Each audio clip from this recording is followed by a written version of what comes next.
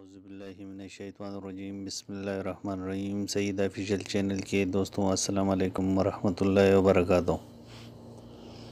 دوستوں، اگر آپ چاہو تو ہمارے چینل کو سبسکرائب کر سکتے ہو۔ ہم چاہتے ہیں کہ ہمارے نئے آنے والی آڈیو اور ویڈیو آپ لوگوں کو بآسانی مل سکے اور آپ لوگ بھی تاریخ اسلام سے مستفید ہو سکے۔ جب زکوی سلطان صلاح الدین کے خیمے میں پہنچے، تمہاری زندگی اور موت میرے ہاتھوں میں ہے، تم مجھے دھوکہ نہیں دے سکو گے، اس لیے میں نے تمہارے ساتھ کھل کر بات کی ہے، ورنہ میری حیثیت اور رتبے کا انسان ایک پیشہ ور لڑکی سے پہلی ملاقات میں ایسی باتیں نہیں کرتا۔ یہ آپ کو آنے والا وقت بتائے گا کہ کون کس کو دھوکہ دیتا ہے۔ زکوی نے کہا، مجھے یہ بتائیں کہ میرے سلطان تک رسائی کیسے ہوگی؟ میں اسے ایک جشن میں بلا رہا ہوں، ناجی نے کہا، اور اسی رات میں ہی آپ کو اس کے خیمے میں داخل کر دوں گا۔ میں نے تمہیں اسی مقصد کے لیے بلایا ہے، باقی میں سنبھالوں گی۔ زکوی نے کہا، وہ رات گزر گئی، پھر اور کئی راتیں گزر گئی۔ سلطان صلاح الدین ایوبی انتظامیہ اور فوج کے نئی بھرتی میں اتنا مصروف تھا کہ ناجی کی دعوت قبول کرنے کا وقت نہیں نکال سکا۔ علی بن سفیان نے سلطان صلاح الدین ایوبی کو ناجی کے مطابق جو رپورٹ دی تھی، اس نے سلطان کو پریشان کر دیا تھا۔ سلطان نے علی سے کہا، اس کا مطلب یہ ہے کہ ناجی صلیبیوں سے بھی زیادہ خطرناک ہے، یہ سانپ ہے جسے مصر کی امارات آستین میں پال رہی ہیں۔ علی بن سفیان نے ناجی کے تخریب کاری کی تفصیل بتانی شروع کر دی کہ ناجی نے کس طرح بڑے بڑے اداروں کو ہاتھ میں لیا اور انتظامیہ میں منمانی کرتا رہا، اور کہا، اور جس سوڈانی سپاہی کا وہ سپہ ہے وہ ہمارے بجائے ناجی کے وفادار ہے۔ کیا آپ سلطان اس کا کوئی علاج سوچ سکتے ہیں؟ صرف سوچ ہی نہیں سکتا، علاج شروع بھی کر چکا ہوں۔ مصر سے جو سپاہ بھرتی کی جا رہی ہیں وہ سوڈانی باڈی گارڈ میں گٹ مٹ کر دوں گا، پھر یہ فوج نہ سوڈانی ہوگی اور نہ مصری۔ ناجی کی یہ طاقت بکھر کر ہماری فوج میں جذب ہو جائے گی۔ ناجی کو میں اس کے اصل ٹھکانے پر لے آؤں گا، سلطان صلاح الدین ایوبی نے کہا، اور میں یہ وثوق سے کہہ سکتا ہوں کہ ناجی نے صلیبیوں کے ساتھ بھی گٹھ جوڑ رکھا ہے۔ علی بن سفیان نے کہا، آپ ملت اسلامیہ کو ایک مضبوط مرکز پر لا کر اسلام کو وسعت دینا چاہتے ہیں، مگر ناجی آپ کے خوابوں کو دیوانے کا خواب بنا رہا ہے۔ تم اس سلسلے میں کیا کر رہے ہو؟ سلطان صلاح الدین ایوبی نے کہا، یہ مجھ پر چھوڑ دیں۔ علی نے کہا، میں جو کروں گا وہ آپ کو ساتھ ساتھ بتاتا رہوں گا۔ آپ مطمئن رہیں، میں نے اس کے گرد جاسوسوں کی ایسی دیوار چن دی ہے جس کی آنکھ بھی ہے اور کان بھی، اور یہ دیوار محترق ہے۔ یوں سمجھ لیں کہ میں نے اس کو اپنی جاسوسی کے قلعے میں قید کر لیا ہے۔ سلطان صلاح الدین ایوبی کو علی بن سفیان پر اس قدر بھروسہ تھا کہ اس نے علی سے اس کی درپردہ کارروائی کی تفصیل نہ پوچھی۔ علی نے سلطان سے پوچھا، معلوم ہوا وہ آپ کو جشن پر بلانا چاہتا ہے، اگر یہ ٹھیک بات ہے تو اس کی دعوت اس وقت قبول کر لیں جب میں آپ کو کہوں گا۔ ایوبی اٹھا اور اپنے ہاتھ پیچھے کر کے ٹہلنے لگا، اس کی آہ نکلی، وہ رک گیا اور بولا، بن سفیان، زندگی اور موت اللہ کے ہاتھ میں ہے، بے مقصد زندگی سے بہتر نہیں کہ انسان پیدا ہوتے ہی مر جائے۔ کبھی کبھی یہ بات دماغ میں آتی ہے کہ وہ لوگ کتنے خوش نصیب ہیں جن کے قومی ہنس مردہ ہو چکے ہوتے ہیں اور جن کا کوئی کردار نہیں ہوتا، بڑے مزے سے جیتے ہیں اور اپنے آئیے پر مر جاتے ہیں۔ وہ بد نصیب ہیں امیر محترم، علی بن سفیان نے کہا۔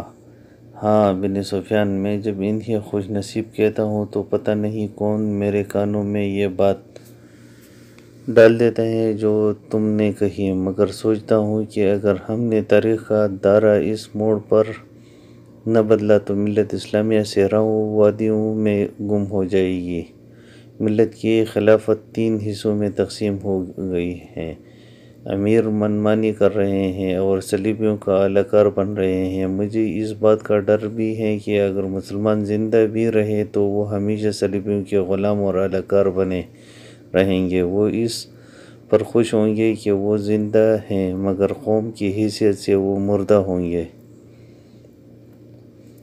ذرا نقشہ دیکھو علی، آدھی صدی میں ہمارے سلطنت کا نقشہ کتنا سکڑ کر رہ گیا ہے۔ وہ خاموش ہو گیا اور ٹہلنے لگا اور پھر سر جھٹک کر علی کو دیکھنے لگا۔ جب تباہی اپنے اندر سے ہو تو اسے روکنا محال ہوتا ہے۔ اگر ہمارے خلافت اور امارتوں کا یہی حال رہا تو صلیبیوں کو ہم پر حملہ کرنے کی ضرورت پیش نہیں آئے گی۔ وہ آگ جس میں ہم اپنا ایمان، اپنا کردار، اپنی قومیت جلا رہے ہیں، اس میں صلیبی آہستہ آہستہ تیل ڈالتے رہیں گے۔ ان کی سازش ہمیں آپس میں لڑاتے رہیں گے۔ میں شاید اپنا عزم پورا نہ کر سکوں، میں شاید صلیبیوں سے شکست بھی کھا جاؤں، لیکن میں قوم کے نام ایک وصیت چھوڑنا چاہتا ہوں۔ وہ یہ ہے کہ کسی غیر مسلم پر کبھی بھروسہ نہیں کرنا۔ ان کے خلاف لڑنا ہے تو لڑ کر مر جانا۔ کسی غیر مسلم کے ساتھ کوئی سمجھوتا، کوئی معاہدہ نہ کرنا۔ آپ کا لہجہ بتا رہا ہے کہ جیسے آپ اپنے عزم سے مایوس ہو چکی ہیں، علی بن سفیان نے کہا۔ مایوس نہیں، جذباتی علی۔ میرا ایک حکم متعلقہ شعبہ تک پہنچاؤ۔ بھرتی تیز کر دو اور کوشش کرو کہ فوج کے لیے ایسے آدمی زیادہ سے زیادہ بھرتی کرو جن کو جنگ و جدل کا پہلے سے تجربہ ہو۔ ہمارے پاس اتنی لمبی تربیت کا وقت نہیں۔ بھرتی ہونے والوں کے لیے مسلمان ہونا لازمی قرار دو اور تم اپنے لیے ذہن نشین کر لو کہ ایسے جاسوسوں کا دستہ تیار کرو جو دشمن کے علاقے میں جا کر جاسوسی بھی کریں اور شبخون بھی ماریں۔ یہ جانبازوں کا دستہ ہوگا، انہیں خصوصی تربیت دو، ان میں یہ صفات پیدا کرو کہ وہ اونٹ کی طرح صحرا میں زیادہ سے زیادہ عرصہ پیاس برداشت کر سکیں۔ ان کی نظریں عقاب کی طرح تیز ہوں گی، ان میں صحرائی لومڑی کی مکاری ہو اور وہ دشمن پر چیتی کی طرح جھپٹنے کی مہارت اور طاقت کی مالک ہو۔ ان میں شراب اور حشیش کی عادت نہ ہو اور عورت کے لیے وہ برف کی طرح یخ ہو۔ بھرتی تیز کرا دو علی بن سفیان، اور یاد رکھو میں ہجوم کا قائل نہیں، مجھے لڑنے والوں کی ضرورت ہے، خواہ تعداد تھوڑی ہو، ان میں قومی جذبہ ہو اور وہ میرے عزم کو سمجھتے ہو، کسی کے دل میں یہ شبہ نہ ہو کہ اسے کیوں لڑایا جا رہا ہے۔ اگلے 10 دنوں میں 1000 ہاتھ تربیت یافتہ سپاہی امارات مصر کی فوج میں آ گئے اور ان 10 دنوں میں زکوی کو ناجی نے ٹریننگ دے دی کہ وہ سلطان کو کون سے طریقے سے اپنے حسن کے جال میں پھنسا کر اس کی شخصیت اور اس کا کردار کمزور کر سکتے ہیں۔ ناجی کے ہمراز دوستوں نے جب زکوی کو دیکھا تو انہوں نے کہا کہ مصر کے فرعون بھی اس لڑکی کو دیکھ لیتے تو وہ خدائی کے دعوے سے دستبردار ہو جاتے۔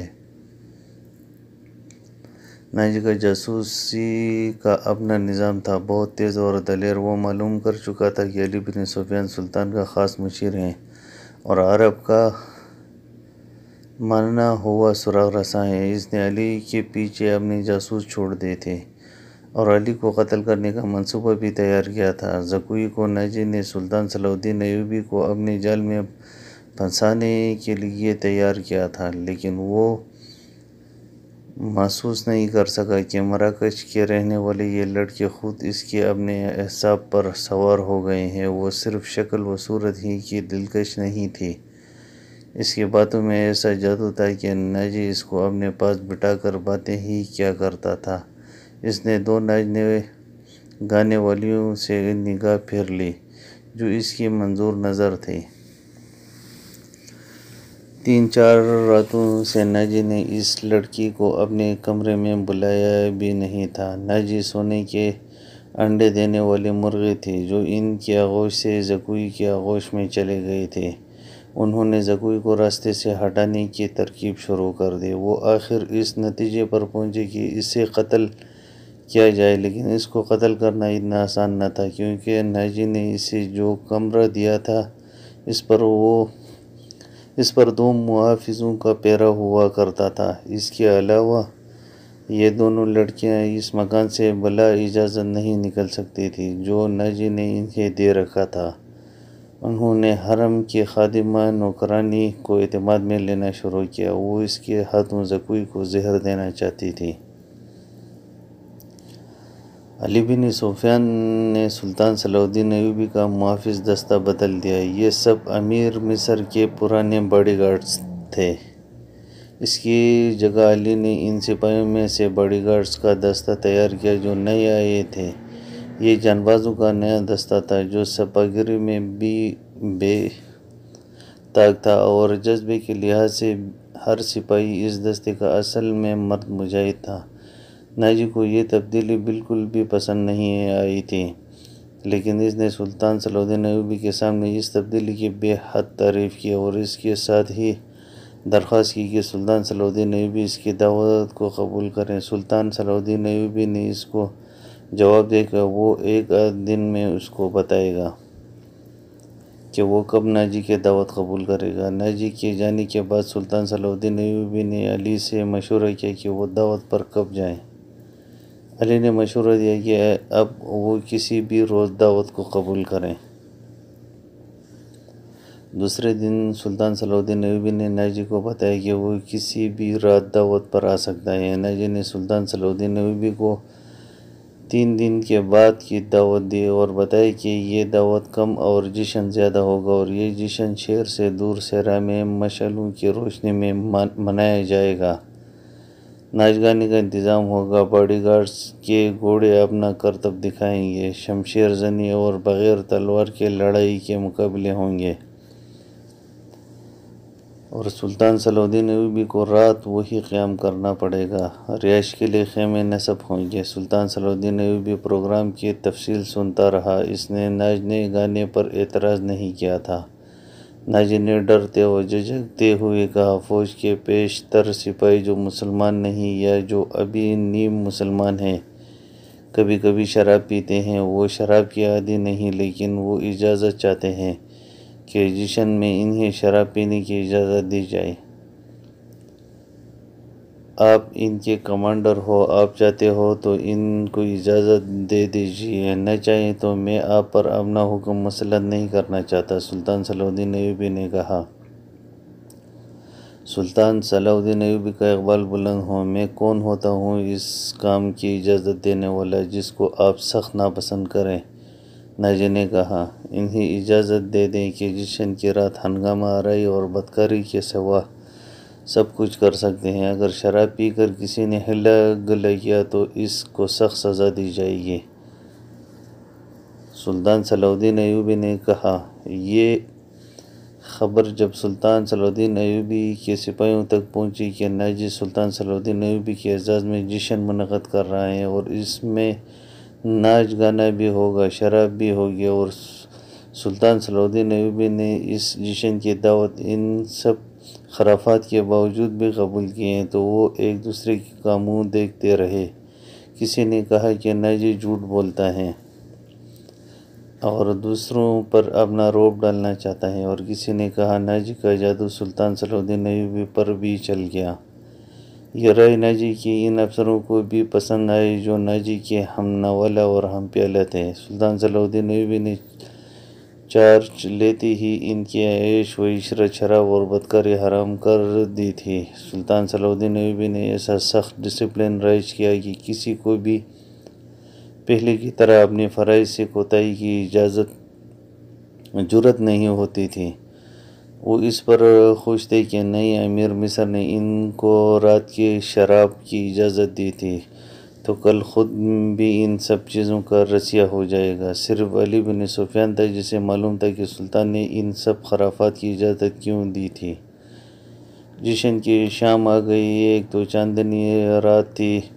صحرا کی چاندنی اتنی شفاف ہوتی ہے کہ ریت کے ذرے بھی نظر آ جاتے ہیں۔ دوسرا، ہزارہا مشعلوں نے وہاں کے صحرا کو دن بنایا تھا۔ باڈی گارڈز کا ہجوم تھا جو ایک وسیع میدان کی گرد دیوار روئی کی طرح کھڑا تھا۔ ایک طرف جو مسند سلطان صلاح الدین ایوبی کے لیے رکھی گئی تھی وہ کسی بہت بڑے بادشاہ کا معلوم ہوتا تھا۔ اس کے دائیں بائیں بڑے مہمانوں کے لیے نشستیں رکھی گئی تھی۔ اس وسیع و عریض تماشگاہ سے تھوڑے دور مہمانوں کے لیے نہایت خوبصورت خیمے نصب تھے۔ ان سے ہٹ کر ایک بڑا خیمہ سلطان صلاح الدین ایوبی کے لیے نصب کیا گیا تھا، جہاں اسے رات بسر کرنی تھی۔ علی بن سفیان نے صبح سورج غروب ہونے سے پہلے وہاں جا کر محافظ کھڑے کر دی تھی۔ جب علی بن سفیان وہاں محافظ کھڑے کر رہا تھا تو ناجی زکوی کو آخری ہدایت دے رہا تھا۔ اس شام زکوی کا حسن کچھ زیادہ ہی نکھر آیا تھا۔ اس کے جسم سے عطر کی ایسے بھینی خوشبو اڑ رہی تھی جس میں سحر کا تاثر تھا۔ اس نے بال اور یاں کندھوں پر پھیلا دی تھی، سفید کندھوں پر سیاہی مائل برے بال زائدوں کی نظروں کو گرفتار کرتے تھے۔ اس کا لباس اتنا باریک تھا کہ اس کے جسم کے تمام نشیب و فراز دکھائی دیتے تھے۔ اس کے ہونٹوں پر قدرتی تبسم آج کھلی کلی کی طرح تھا۔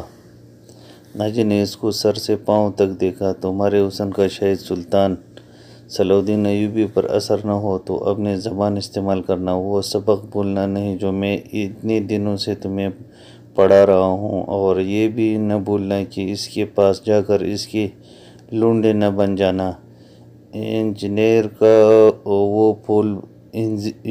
کا وہ پھول بن جانا جو درخت کے چوٹی پر نظر آتا ہے مگر درخت پر چڑھ کر دیکھو تو غائب۔ اسے اپنے قدموں میں بٹھا لینا۔ میں تمہیں یقین دلاتا ہوں کہ تم اس پتھر کو پانی میں تبدیل کر سکتے ہو۔ اس سرزمین میں کلیوپاترا نے سینئرس جیسے مرد آہن کو اپنے حسن و جوانی سے پگھلا کر مصر کی ریت میں بہا دیا تھا۔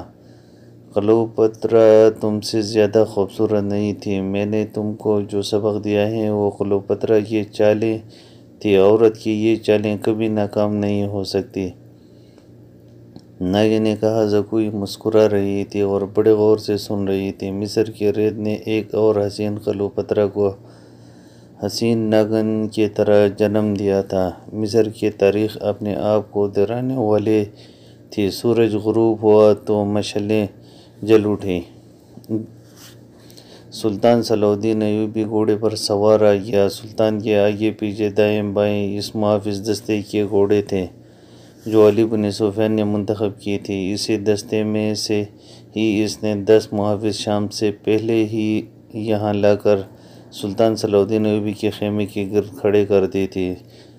سازندوں نے دف کی آواز پر استقبالیہ دھن بجائی اور سیرا امیر مصر سلطان صلاح الدین ایوبی زندہ باد کے نعروں سے گونجنے لگا۔ ناجی نے آگے بڑھ کر استقبال کیا اور کہا، آپ کی جانثار عظمت، اسلام کے پاسبان آپ کو بسر و چشم خوش آمدید کہتے ہیں۔ ان کی بے تابیاں اور بے قراریاں دیکھیں، آپ کے اشارے پر کٹ مریں گے۔ اور خوشامد کے لیے اس کو جتنے الفاظ یاد آئے ناجی